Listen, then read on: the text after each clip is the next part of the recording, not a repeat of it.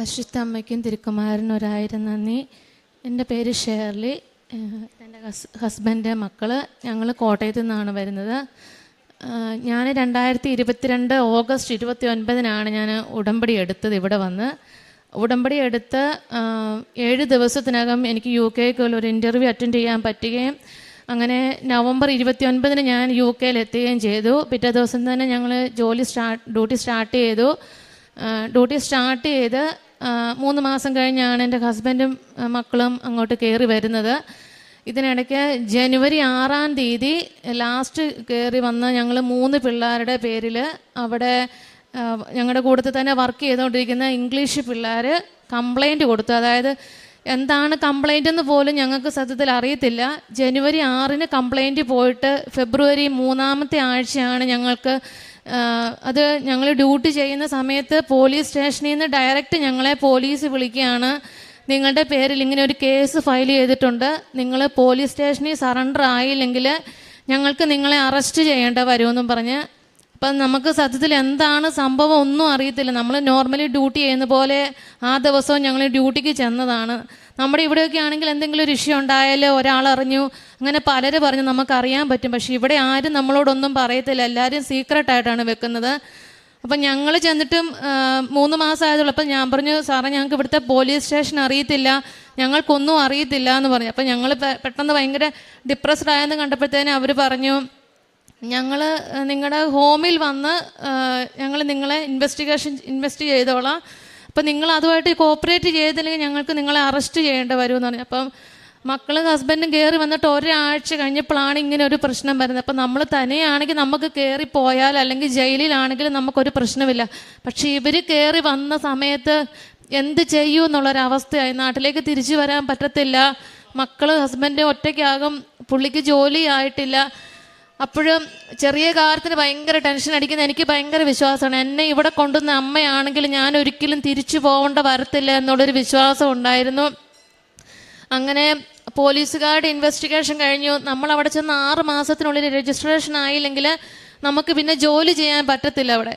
അങ്ങനെ ഏപ്രിൽ കഴിഞ്ഞ് May June 2 എൻ്റെ ആ രജിസ്ട്രേഷൻ്റെ കാലാവധി തീരും. അങ്ങനെ ജൂൺ മുതൽ ഒക്ടോബർ 12 വരെ ഞാൻ സസ്പെൻഷനിലായി. അവിടെ ഞാനൊരു കെയർ ഹോമിലാണ് വർക്ക് ചെയ്യുന്നത്. അപ്പോൾ എനിക്ക് ആ കെയർ ഹോമിൽ ചെല്ലാനോ അവിടുത്തെ ഒരു ഇതിലും പാർട്ടിസിപ്പേറ്റ് ചെയ്യാനോ പറ്റത്തില്ല. അങ്ങനെ ഞാൻ എൻ്റെ കൂടെ ഉണ്ടായിരുന്ന ബാക്കി 2 പിള്ളേർക്കും ഒരു വിറ്റ്നസ് ഉണ്ടായിരുന്നുള്ളതുകൊണ്ട് അവരുടെ ഇൻവെസ്റ്റിഗേഷനൊക്കെ കഴിഞ്ഞ് അവർക്ക് രജിസ്ട്രേഷൻ ഓക്കെ ആയി. പക്ഷേ എനിക്ക് മാത്രം 2 വിറ്റ്നസ് ആയിരുന്നതുകൊണ്ട് എൻ്റെ കേസ് ഭയങ്കര സ്ട്രോങ് ആയിരുന്നു. അപ്പം നമ്മളോട് അവരൊന്നും പറയത്തില്ല എന്താണ് അടുത്ത സ്റ്റെപ്പ് വരുന്നതെന്നൊന്നും. ഇൻവെസ്റ്റിഗേഷൻ ഇങ്ങനെ നമ്മളത് കവർ ചെയ്തുകൊണ്ടിരിക്കുക. ആ സമയത്ത് എനിക്ക് അധികം ഇംഗ്ലീഷ് അറിയത്തില്ല, അവരെന്താ പറയുന്നത് പോലും അറിയത്തില്ല. 1-2 ഇൻവെസ്റ്റിഗേഷനൊക്കെ അവർ നമുക്ക് ട്രാൻസ്ലേറ്ററിനെ തരും.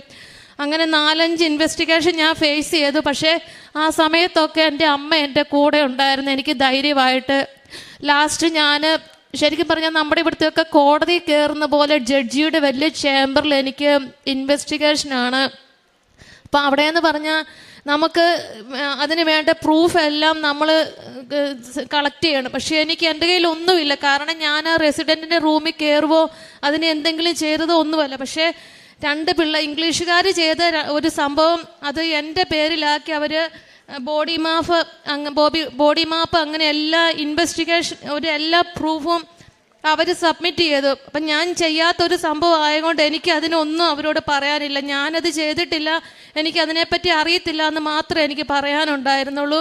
അങ്ങനെ ഈ ഫൈനൽ ഇൻവെസ്റ്റിഗേഷൻ വന്നു. ജഡ്ജിയുടെ മുൻപിൽ ഞാൻ പോകണം. അപ്പം ഞങ്ങൾക്ക് യൂണിയൻ്റെ റെപ്രസെൻറ്റേറ്റീവിനെയൊക്കെ കൊണ്ടുപോകണം. അപ്പം നമ്മൾ ഒന്നാമത് ഇന്ത്യൻസ് ആയതുകൊണ്ട് അവർക്ക് നമ്മളെ പൊതുവെ താല്പര്യമില്ല. അവരുടെ കൺട്രിയിൽ ചെന്ന് നമ്മൾ വർക്ക് ചെയ്യുമ്പോൾ അവരുടെ ഡ്യൂട്ടി അവേഴ്സ് നമ്മൾ കവർ ചെയ്ത് പോകുന്നു, അവർക്ക് പൈസ കുറവാണ്, അങ്ങനെ കുറേ ഇഷ്യൂസ് അവർ ഞങ്ങളോട് പറയുന്നുണ്ടായിരുന്നു. അപ്പം നമ്മൾ ഒരു റെപ്രസെൻറ്റേറ്റീവിനെ വിളിച്ച് അവർ നമുക്ക് വേണ്ടിയിട്ട് സംസാരിക്കാൻ വരാൻ തയ്യാറാകത്തില്ല. പക്ഷേ അവിടെ എൻ്റെ അമ്മ ഇടപെട്ടു. എൻ്റെ ഹോമിൻ്റെ മാനേജർ പിന്നീട് എനിക്ക് വേണ്ടി എല്ലാ കാര്യങ്ങളും ചെയ്യുകയാണ്. എനിക്കറിയത്തില്ല എവിടെ ആരോട് സംസാരിക്കണം, എന്ത് ചോദിക്കണമെന്നൊന്നും എനിക്കറിയത്തില്ല. പക്ഷേ നമ്മുടെ അമ്മമാർ മക്കളെ കൊണ്ടുപോകുന്ന ആ ഇംഗ്ലീഷുകാരി മാനേജർ എന്നെ കൊണ്ട് പോവാണ്. ഓരോ കാര്യത്തിനും എന്നെ വിളിച്ച് എനിക്ക് വേണ്ട എല്ലാ കാര്യങ്ങളും ഒരു ഫയൽ നിറച്ച് മാനേജർ കളക്ട് ചെയ്ത് അപ്പോൾ എന്നോട് പറഞ്ഞു, നീ റെഡി ആയിട്ടിരുന്നോ, ഞാൻ എന്തിനു നിൻ്റെ കൂടെ വരുമെന്ന് പറഞ്ഞു. അങ്ങനെ ഞാൻ അമ്മയോട് പ്രാർത്ഥിക്കും, അമ്മ എനിക്ക് ശക്തി തരണം, കാരണം എൻ്റെ മക്കളെയും കൊണ്ട് എനിക്ക് നാട്ടിൽ തിരിച്ചു പോകാൻ ഇടയാവല്ലേ എന്ന് ഞാൻ പ്രാർത്ഥിക്കും. അങ്ങനെ ഒരു ദിവസം ഞാൻ ഉച്ചയ്ക്ക് ആയപ്പോഴത്തേന് എൻ്റെ മനസ്സിലിങ്ങനെ 12 എന്നൊരു ഡേറ്റ് ഇങ്ങനെ കാണിക്കുക. അപ്പം ഞാൻ വീട്ടിൽ പറഞ്ഞു, 12-ാം തീയതി എന്തോ സംഭവിക്കുന്നുണ്ട്, അത് എന്താണെന്ന് എനിക്ക് അറിയത്തില്ലെന്ന് പറഞ്ഞു. അങ്ങനെ അന്ന് വൈകിട്ട്, അത് സെപ്റ്റംബർ 12 അന്ന് വൈകുന്നേരം എനിക്ക് മെയിൽ വരുവാണ്, ഒക്ടോബർ 12 എൻ്റെ ഫൈനൽ ഇൻവെസ്റ്റിഗേഷനാണ്, അത് വന്നു കഴിഞ്ഞാൽ ഇതിൻ്റെ റിസൾട്ട് എന്താണോ അതനുസരിച്ചായിരിക്കും മുന്നോട്ട് എൻ്റെ ജീവിതം. ഒന്നെങ്കിൽ അവരെന്നെ ജയിലിലാക്കാം, അല്ലെങ്കിൽ എന്നെ നാട്ടിലേക്ക് അവർ കയറ്റി വിടും. അങ്ങനെ ഞാൻ എന്തായാലും എൻ്റെ തമ്പുരാൻ അറിയാതെ ഒന്നും വരത്തില്ല, എന്നെ കൊണ്ടുവന്ന ദൈവം എന്നെ തിരിച്ചു വിടത്തില്ലെന്ന് ഞാൻ വിശ്വസിച്ചു. കാരണം ഞാൻ ആ 5 മാസം വീട്ടിലിരുന്നാൽ എനിക്കൊരു പേടിയില്ല. കാരണം എൻ്റെ കൂടെ വർക്ക് ചെയ്യുന്ന പിള്ളേർ പറയും, ചേച്ചിക്ക് എന്താ ടെൻഷൻ ഇല്ലാത്ത? ഞാൻ പറയും, അതിൻ്റെ ആവശ്യമില്ല, കാരണം എൻ്റെ അമ്മ എനിക്ക് വേണ്ടിയിട്ട് അവിടെ പ്രവർത്തിക്കും. കാനായി വെള്ളം വീഞ്ഞാക്കാൻ ഈശോയോട് പറഞ്ഞ അമ്മ എനിക്ക് വേണ്ടി ഇത് അവിടെ ചെയ്യുമെന്ന് ഞാൻ ഉറച്ച് വിശ്വസിച്ചു. അങ്ങനെ ഇൻവെസ്റ്റിഗേഷൻ വന്നു. ആ ഡേറ്റായി സത്യത്തിൽ ഞാൻ ഉദ്ദേശിച്ചത് അവരെനിക്ക് വേണ്ടിയിട്ട് ഒരു ട്രാൻസ്ലേറ്ററെ അറേഞ്ച് ചെയ്തിട്ടുണ്ടായിരിക്കും എന്നാണ് ഉദ്ദേശിച്ചത്. അപ്പം ഞാൻ അമ്മയോട് പറഞ്ഞു, അമ്മ ഞാൻ ഇവിടുന്ന് പോവാം, അമ്മ അവിടെ എൻ്റെ കൂടെ ഉണ്ടെന്നുള്ളതിന് എന്തെങ്കിലും എനിക്കൊരു അടയാളം കിട്ടണം, അല്ലാണ്ട് എനിക്ക് പറ്റത്തില്ല. കാരണം ഞാൻ ജീവിതത്തിൽ ആദ്യമായിട്ട് അങ്ങനെ ഒരു സിറ്റുവേഷനെ ഫേസ് ചെയ്യാൻ പോവാം. അപ്പം ഞങ്ങൾ അവിടെ ചെന്ന് ഞങ്ങൾ കയറിയത് കാണുന്ന ഗ്രേ കളറിലുള്ള കാർപ്പറ്റാണ്. അപ്പം എൻ്റെ വിശ്വാസമാണ് എന്താണ്, എനിക്ക് ഭയങ്കര സന്തോഷമായി. അപ്പം ഗ്രേ കളർ കണ്ടതേ ഞാൻ പറഞ്ഞു, എൻ്റെ അമ്മ എൻ്റെ കൂടെ ഉണ്ട്. അങ്ങനെ ഞങ്ങൾ ആ ജഡ്ജിയുടെ ചേംബറിൽ കയറുകയാണ്. സത്യത്തിൽ എനിക്കത് കണ്ടപ്പം എൻ്റെ തല കറങ്ങുവാണ്. അവരെന്താ ചോദിക്കുന്നതെന്ന് മനസ്സിലാകത്തില്ല. അങ്ങനെ ഞാൻ പറയുന്നത് അവർക്ക് മനസ്സിലാവും, അങ്ങനെ ഒന്നും എനിക്ക് എന്താണെന്നൊന്നും അറിയത്തില്ല. പക്ഷെ ഞാൻ കയറി, ആ ജഡ്ജി വന്നത് തന്നെ ഒരു ഗ്രേ കളർ കോട്ടിട്ടാണ് അവിടെ കയറി ഇരിക്കുന്നത്. അവരെൻ്റെ ഈ ബൈബിള് തന്നു. ബൈബിള് തന്നിട്ട് പറഞ്ഞു, എന്നോട് ചോദിച്ചു, നീ ഏത് റിലീജനാ, ഏത് ഇതിലാണ് വിശ്വസിച്ച്? ഞാൻ പറഞ്ഞു, ഞാൻ ക്രിസ്ത്യനെ, എനിക്ക് ബൈബിളാന്ന് പറഞ്ഞു. അവർ ബൈബിള് തന്നപ്പം ഞാൻ ബൈബിളെ തൊട്ട് സത്യം ചെയ്തതിന് പറഞ്ഞു, ഞാൻ പറഞ്ഞു, എൻ്റെ ഈശോയെ എന്നെ സഹായിക്കണേ എന്നാണ് ഞാൻ പറഞ്ഞത്. ഞാൻ മലയാളത്തിലാണ് പറഞ്ഞത്, കാരണം അവർക്കത് മനസ്സിലായില്ല. അത് കഴിഞ്ഞ് പിന്നെ അവരെന്നെക്കൊണ്ട് സത്യം ചെയ്യിച്ചു. അപ്പോൾ അവരിങ്ങനെ ഞാൻ ചെയ്ത കേസ് അവർ വായിക്കുമ്പോഴാണ് സത്യത്തിൽ ഞാൻ അറിയുന്നത്. ഞാനൊരു അമ്മച്ചിയുടെ കയ്യെ കയറി പിടിച്ച് വീൽ ചെയർ കൂട്ടി ഞെക്കി, അമ്മച്ചിയുടെ കയ്യിൽ ചുമന്ന പാട് വന്നു, അതുപോലെ തലയെ പിടിച്ച് ഞെക്കി അമ്മച്ചീനെ ഇങ്ങനെ ബലമായിട്ട് പിടിച്ച് കടത്തി എന്നൊക്കെയാണ് ഇവരെ കേസ് വായിക്കുന്നത്. അപ്പം ഞാനിത് ആദ്യമായിട്ട് കേട്ടപ്പോൾ എൻ്റെ ദൈവമേ ഇത് എപ്പോഴാണ് സംഭവിച്ചതെന്ന് ആലോചിക്കുക. അപ്പോൾ എൻ്റെ മാനേജർ എനിക്ക് വേണ്ടിയിട്ട് പറയാണ്, ഇവൾ ഒരിക്കലും അത് ചെയ്യത്തില്ല. എനിക്കത് വിശ്വാസം, കാരണം ബാക്കിയുള്ള സമയത്തെല്ലാം ഇവരെന്നെ വാച്ച് ചെയ്യുന്നുണ്ട്. നമുക്കറിയത്തില്ലായിരുന്നു ഈ പ്രശ്നം ഇത്രയും വലിയതാണെന്നുള്ളത്. അങ്ങനെ അവർ കേസ് വായിച്ച് കഴിഞ്ഞപ്പോൾ എൻ്റെ യൂണിയൻ്റെ റെപ്രസെൻറ്റേറ്റീവ് ആയിട്ട് സംസാരിച്ചു. അവരുടെ 37 വർഷത്തെ എക്സ്പീരിയൻസിനിടയ്ക്ക് ഒരു ഹോമിൻ്റെ മാനേജർ, അല്ലെങ്കിൽ ഏത് ഹോമിൻ്റെ ഇത്രയും വലിയൊരു പൊസിഷനിൽ ഇരിക്കുന്ന ഒരു ക്ലയൻറ്റിന് വേണ്ടി ഒരിക്കലും സംസാരിക്കാൻ വരത്തില്ലെന്ന് പറഞ്ഞു. കാരണം 37 വർഷത്തിനിടയ്ക്ക് അങ്ങനെ ഒരു സംഭവം ഉണ്ടായിട്ടില്ല. പക്ഷേ എനിക്ക് വേണ്ടിയിട്ട് വന്നെങ്കിൽ അവർക്ക് അത്രയും വിശ്വാസം ഉള്ളതുകൊണ്ടല്ലേ എന്ന് ചോദിച്ചു. അവിടെ നിന്ന് ജഡ്ജി എന്നോട് പറഞ്ഞു, നീ പറയാൻ പറഞ്ഞു, എന്താ കാര്യം എന്നാ? ഞാൻ പറഞ്ഞു, എനിക്കറിയത്തില്ല, ഇങ്ങനെ ഒരു അമ്മച്ചി കരയുന്ന സൗണ്ട് കേട്ട് ഞാൻ റൂമിൽ ചെന്നതേ ഉള്ളൂ, അല്ലാണ്ട് എനിക്കൊന്നും അറിയത്തില്ലെന്ന് പറഞ്ഞു.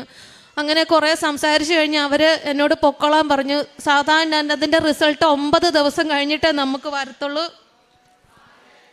പക്ഷെ എൻ്റെ അമ്മ, ഞങ്ങൾ അവിടെ ഇരുന്നപ്പോഴത്തേനും അവിടുത്തെ ക്ലർക്ക് വന്ന് പറഞ്ഞു, നിങ്ങൾ 1/2 മണിക്കൂർ വെയിറ്റ് ചെയ്യാൻ പറഞ്ഞു. അപ്പോൾ ഞാനും എൻ്റെ മാനേജരും ഡെപ്യൂട്ടി മാനേജരും ഈ റെപ്രസെൻറ്റേറ്റീവ് അങ്ങനെ 4 പേര് അവിടെ ഇരിക്കും. അപ്പം ഞാൻ കൊന്ത കൈ പിടിച്ചിട്ടുണ്ട്. എന്നിട്ട് ഞാൻ പ്രത്യക്ഷീകരണ പ്രാർത്ഥന ചെല്ലുക, എൻ്റെ അമ്മേ എനിക്ക് നല്ലൊരു വാർത്ത കേൾക്കാൻ എന്നെ ഇടയാക്കണമെന്ന് ഞാനിങ്ങനെ പ്രാർത്ഥിക്കുക. അപ്പം ക്ലർക്ക് വന്നിട്ട് എന്തൊക്കെയോ മാനേജറോടും ഡെപ്യൂട്ടി മാനേജറോടും പറയുന്നുണ്ട്. അപ്പോൾ എനിക്കൊന്നും മനസ്സിലാകുന്നില്ല. അപ്പം ഞാനിങ്ങനെ ഇരുന്ന് കഴിഞ്ഞപ്പോഴത്തേനും ക്ലർക്ക് പോയി കഴിഞ്ഞപ്പോഴത്തേനും ആ മാനേജർ എന്നെ ഇങ്ങനെ എടുത്തു പൊക്കിയെന്ന് പറഞ്ഞാൽ പിടിച്ചിട്ട് എന്നോട് പറഞ്ഞു, ഷേർലി നിൻ്റെ വിശ്വാസം ഭയങ്കര. അപ്പം എനിക്ക് വേറെ ഒന്നും പറയാൻ കിട്ടിയില്ല. അപ്പോൾ അവർ പ്രൊട്ടസ്റ്റൻ്റുകാർ. അപ്പം ഞാൻ പറഞ്ഞു, my Jesus Christ is alive എന്ന് പറഞ്ഞു. കാരണം എനിക്കത് എങ്ങനെയാണ് പറയേണ്ടതെന്ന് അറിയത്തില്ല. കാരണം അവരുടെ ഡിസിഷൻ അനുസരിച്ച് ഞാൻ ജയിലിൽ പോകേണ്ട ഒരു അത്ര വലിയ ക്രിമിനൽ കേസാണ് ഞാൻ ചെയ്തത്. പക്ഷേ എൻ്റെ അമ്മ 9 ദിവസം പോലും വെയിറ്റ് ചെയ്യാതെ 1/2 മണിക്കൂർ കൊണ്ട് എനിക്ക് അതിനൊരു തീരുമാനം ഉണ്ടാക്കി. പിറ്റേ ദിവസം തന്നെ എനിക്ക് ഡ്യൂട്ടിക്ക് ജോയിൻ ചെയ്യാൻ പറ്റി. അങ്ങനെ മാതാവ് തന്ന അനുഗ്രഹത്തിന് എനിക്ക് നന്ദി പറയാൻ പറ്റത്തില്ല. കാരണം അമ്മ എന്നെ അനുഗ്രഹിച്ച് എന്നെ കൈപിടിച്ച് നടത്തിയില്ലെങ്കിൽ ഇന്ന് എനിക്ക് ഇവിടെ അമ്മയുടെ സന്നിധി വന്ന് നിൽക്കാൻ പറ്റത്തില്ല. അതാണ് എൻ്റെ ഏറ്റവും വലിയ അനുഗ്രഹം അമ്മ തന്നത്. പിന്നെ ഹസ്ബൻഡ് അവിടെ വന്നു കഴിഞ്ഞ് സത്യം പറഞ്ഞ 15 ദിവസം കൊണ്ട് പുള്ളിക്ക് ജോലിയായി. അപ്പോൾ ആ ദിവസത്തിനുള്ളിൽ ഞങ്ങൾ അന്വേഷിക്കുമ്പോഴൊന്നും മക്കളെ നമുക്കവിടെ തനിച്ചാക്കിയിട്ട് പോകാൻ പറ്റത്തില്ല. അപ്പോൾ എൻ്റെ ഡ്യൂട്ടി സമയവും പുള്ളിയുടെ ഡ്യൂട്ടി സമയമായിട്ട് നമുക്ക് ഒരു തരത്തിൽ അഡ്ജസ്റ്റ് ചെയ്യാൻ പറ്റുന്ന ഒരു ഡ്യൂട്ടി കിട്ടത്തില്ലായിരുന്നു. അപ്പം ഞങ്ങളിങ്ങനെ പറയും 10 മുതൽ 7 വരെ ഒരു ഡ്യൂട്ടി കിട്ടുവാണെങ്കിൽ എൻ്റെ ഈശോയെ നന്നായിരുന്നെന്ന്. അങ്ങനെ ഒരിടത്തും ആ സമയത്ത് അങ്ങനെ ഒരു സമയമില്ല. പക്ഷേ നമുക്ക് വേണ്ടിയിട്ട് ഈശോ അത് ക്രമീകരിക്കുകയാണ്. അവിടെ ഒരു കമ്പനി ചെന്നപ്പം 10 മുതൽ 7 വരെയുള്ള ഡ്യൂട്ടി തന്ന് ഈശോ ഞങ്ങളെ അനുഗ്രഹിച്ച്. ഈശോയ്ക്ക് ഒരുപാട് നന്ദി. അതുപോലെ മക്കളുടെ സ്കൂളിൻ്റെ അഡ്മിഷന് അപ്പം ആ സമയം ഇപ്പോൾ ഓൾമോസ്റ്റ് സ്കൂളൊക്കെ ഇയർ എൻഡിങ് ആയിരുന്നുകൊണ്ട് അഡ്മിഷൻ കിട്ടാൻ ഭയങ്കര പാടാണ്. പക്ഷെ അമ്മയോട് പ്രാർത്ഥിച്ചതുപോലെ തന്നെ നമ്മുടെ കാത്തലിക് സ്കൂളിൽ തന്നെ നെക്സ്റ്റ് ഇയറിലേക്ക് ഇവർക്ക് അഡ്മിഷൻ കിട്ടാനും ഒരു തടസ്സവും കൂടാതെ പഠിക്കാനുള്ള വലിയ അനുഗ്രഹം അമ്മ മാതാവ് ഈശോയും തന്ന് ഞങ്ങളെ അനുഗ്രഹിച്ചു.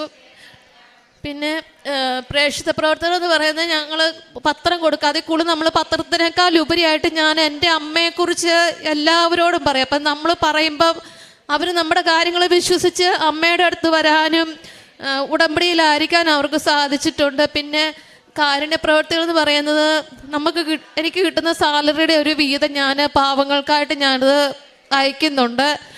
പിന്നെ കുർബാന ഓഫ് കിട്ടുന്ന എല്ലാ ദിവസവും ഞങ്ങൾ കുർബാനയ്ക്ക് പോകും. കുമ്പസാരം മുടക്കാറില്ല. ബൈബിൾ വായന, ജപമാല ഒരു ദിവസം എത്ര ചെല്ലുന്നതെന്ന് ഞങ്ങൾക്ക് കണക്കില്ല. അതുപോലെ ഞങ്ങൾ പ്രാർത്ഥിക്കും.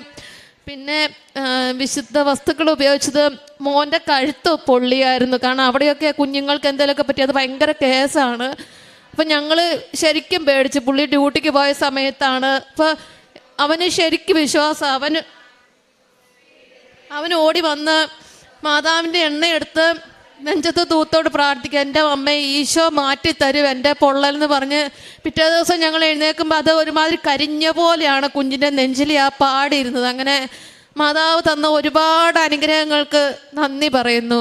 1 രാജാക്കന്മാർ 8-ാം അധ്യായത്തിൽ തിരുവചനങ്ങൾ അരുളി ചെയ്യുന്നു, അവരെ തടവിലാക്കിയവർ അവരോട് കാരുണ്യം കാണിക്കുന്നതിന് അങ്ങ് കൃപ ചെയ്യണമേ. ഈജിപ്തിലെ ഇരുമ്പ് ചൂളയിൽ നിന്ന് അങ്ങ് മോചിപ്പിച്ച അങ്ങയുടെ ജനവും അവകാശവുമാണല്ലോ അവർ. ഇത് സോളമൻ രാജ